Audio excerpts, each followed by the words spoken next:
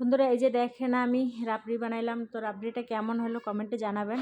আসসালামু আলাইকুম বন্ধুরা, রাবড়ি বানাইতে আমার যা যা আজকে প্রয়োজন, 1 কেজি দুধ নিলাম, আর এখানে চিনি নিছি অল্প একটু, কাজু বাদাম, পেস্তা বাদাম কুচি করে নিছি, আর 2টি এলাচ নিছি, আর কিছু গুঁড়া দুধ নিছি, আর এখানে দুধের সর নিছি। তো এগুলোও দিয়ে দেব। তো কিভাবে বানাই চলুন দেখা যাক। তো প্রথমে আমি চুলায় জাল ধরাই দিছি, আর এখন চুলায় কড়াইটা দিয়ে পুরো দুধটা আমি জাল করব অনেকক্ষণ। তো জাল করে যখন 3 ভাগের 1 ভাগ থাকবে তখন এটাকে রাবড়ি বানাবো এটা দিয়ে। তো কিভাবে বানাবো, প্রথমে কড়াই বসিয়ে দিয়েছিলাম, এখন আমি আবার পুরো দুধটা দিয়ে দেব।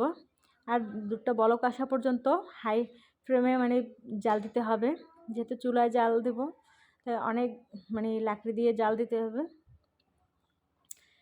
তো এই যে আমি চুলায় একদম হাই হিটে জাল দিতেছি, আর নিচে একটু লাড়া দিয়ে দিতেছি যাতে দুধটা লেগে না যায় আর তাড়াতাড়ি বলক আসে।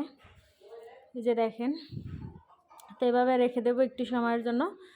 বলক যখন আসবে তখনই উপর থেকে সর পড়বে, আর সরটাকে আমি একদম করে নেব। তো এই যে দেখেন আমার সরটা পড়া দিছে, এখন উপর থেকে সরটাকে আস্তে আস্তে করে কাঁচাই নিতে হবে। আস্তে আস্তে করে কাঁচাই আমি এক সাইডে নেব, টেনে টেনে। এই যে দেখেন, যে কিছু দিয়ে আপনারা এভাবে টেনে টেনে এক সাইডে করে নিতে পারেন। তো আমিও এইভাবে টেনে টেনে এক সাইডে করে নেব সবগুলো। তো এটা একদম যখন কমে আসবে তখন এটাকে একদম লো ফ্লেমে এখন লো ফ্লেমে রাখতে হবে জালটাকে, যাতে তাড়াতাড়ি সর পড়ে। তো আমাদের এখানে বাতাস আছে, বাতাস করার প্রয়োজন নেই। যদি আপনাদের বাতাসের ব্যবস্থা না থাকে তাহলে আপনারা একটু বাতাস করতে পারেন, তাহলে অনেক সর পড়বে, তাড়াতাড়ি সর পড়বে।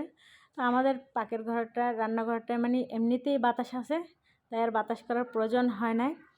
তো এই যে দেখেন আমার দুধটা অনেক কমে আসতেছে আর দুধের সর পড়তেছে, আর আমি সরটাকে টেনে টেনে পাশের দিকে নিয়ে যাচ্ছি, পাশে রাখতেছি। এই যে এভাবে করে আপনারাও বাড়িতে বানিয়ে দেখবেন, একদম খুব সহজ। আর 2-1টা উপকরণ দিলেই রাবড়িটা হয়ে যায়, আর খেতেও অসাধারণ লাগে। তো এই যে আমার দুধটা অনেকটাই কমে গেছে, যে দেখেন যখনই উপর থেকে একটু সর পড়ে আমি তখনই টেনে একবারে পাশে নিয়ে আসি, সাইডে এক সাইডে রেখে দেই। তো চারো সাইডে আমি এভাবে করে সরগুলোকে উঠে রেখেছিলাম। তো এই যে দেখেন, তো এটাকে এখন কি করব, দুধটা একদম কমে গেছে, এখন সরটাকে কুচি কুচি করে একটু কেটে নেব, তাহলে মুখে পড়লে অনেক ভালো লাগবে খেতে। তো এই যে আমি এটা চামচিটা দিয়ে একটু ছোট ছোট করে কুচি করে নিতে আসি, তারপর কাছে সবগুলোকে দিয়ে দেবো দুধের সঙ্গে মিক্স করে। এভাবে আপনারা কুচি করে দেবেন। যে উপর থেকে সর পড়তেছে আর আমি এটাকেও কাছেই নিতেছি, টেনে টেনে পাশে নিতেছি। তো এই যে আমার সবগুলো মিশানো শেষ। এর ভিতরে আমি আবার 2 চামচের মতো গুঁড়ো দুধ দিছি, আর প্রায় 2 চামচের মতো আমি চিনি দিছি, বেশি চিনি দেবো না, এমনিতেই মিষ্টি আছে। 2টি এলাচ দিয়ে দিছি, আর এর ভিতরে আমি কাজু বাদাম, পেস্তা বাদাম কুচি করে রেখেছিলাম সেগুলোও দিয়ে দিলাম। দিয়ে দেওয়ার পর এখন, যদিও সেগুলো দেখানো হয় না, তো দেখেন আমার রাবড়িটা হয়ে গেছে। এখন তুলে নেব। এটা 2-1 মিনিট জাল করলেই হয়ে যাবে সব কিছু মেশানোর পর।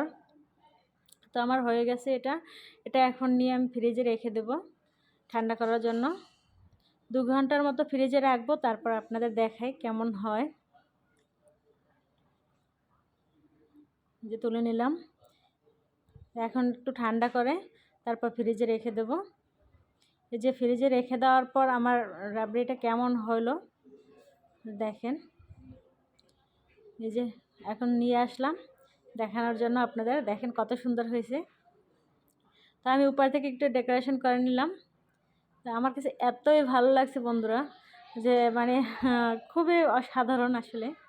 তো আপনারা বাড়িতে বানিয়ে দেখবেন। আর আমার ভিডিওটি ভালো লাগলে বেশি বেশি শেয়ার করে দেবেন। নতুনরা আমার পেজটি ফলো করে পাশে থাকবেন আর চ্যানেলটি সাবস্ক্রাইব করে দেবেন। আর কেমন